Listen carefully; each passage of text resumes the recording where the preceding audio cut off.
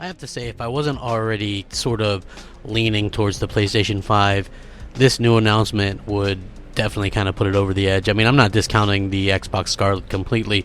I think people are definitely going to, get it. I think it's going to do much worse than the Xbox One did overall, and I think that Microsoft has a tough road to hoe because, again, in my opinion, they've sort of devalued their own brand. They've devalued their console. They've devalued their software. They've been on record saying they don't care if you buy their hardware and that they make money through software, but then again, they don't even worry about selling you software when they can rent it to you for $1. So with that being said, Yoshida did an interview, which I'll link, and man, oh man, this one part realistically is the PS5 news that should really get you excited, because a lot of people are assuming that Microsoft or that Sony's going to follow the same trends as Microsoft, and that's not necessarily true.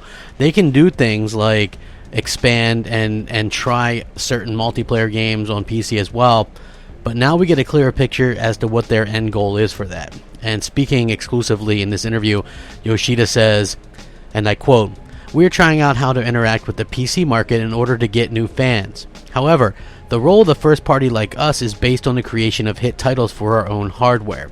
So he's confirming, and in this interview, and you can read it yourself, he's talking about games like Helldivers and how they allowed games maybe that underperformed, like like Detroit and some of those other Quantic Dream games, to go to PC in order to lure PC players to buy their hardware.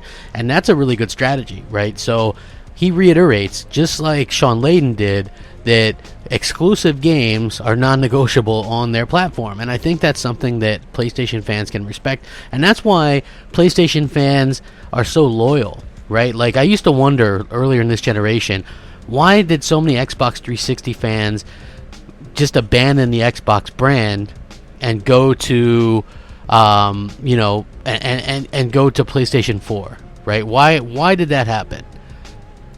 Well, it's quite simple why that happened. There's not that brand loyalty. There's not that trust there. And I can't say that I blame people for not trusting Microsoft. I don't trust them anymore either. They've changed direction 3 times within the course of a generation, and you never know when they can change again.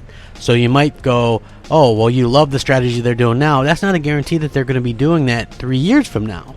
Okay? So I say be cautious when it comes to Microsoft, because you never know what they're going to do. Where Sony, they realize that they have this incredible fan base, and they'll follow them anywhere as long as they continue to deliver great exclusives, and I think that that's fantastic. And like I said, I will link this interview.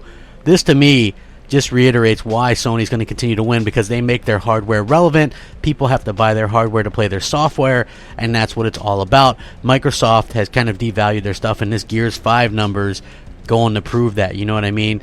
By putting their game on Steam, which only did 10,000 numbers, it also devalued the game itself on the platform of Xbox, because people look at it as not a big deal.